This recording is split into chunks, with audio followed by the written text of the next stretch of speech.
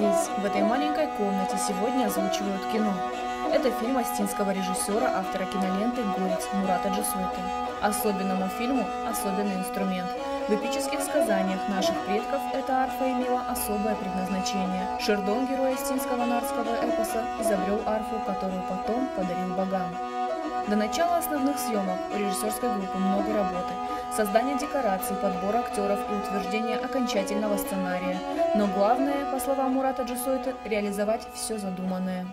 Дело в том, что во время съемок, во время работы над фильмом могут и часто у меня возникают какие-то новые идеи, какие-то новые образы, какие-то картинки. И поэтому изначально идея, она часто меняется.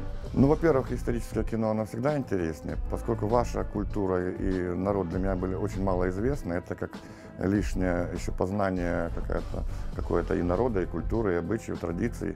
В этом как бы вот основное. Как в хорошем кино, в нашем сюжете проходит много разных линий. Это и трагедия того времени, это и суровая жизнь, это и любовь, это не чуждые осетинам какие-то общечеловеческие ценности. Казалось бы, да, зачем нам это, влезать в историю? Гораздо проще было бы снять в современном антураже, ничего не надо строить, никаких особых затрат. На самом деле фильм, он современный. Просто какие-то идеи, которые актуальны сегодня. На мой взгляд, будет интересное историческое, национальное осетинское кино. Мы еще не всю натуру выбрали, не все объекты посмотрели.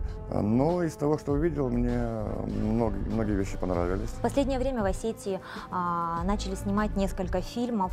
И я, и все члены съемочной группы очень надеемся, что это первые шаги к возрождению осетинского кино.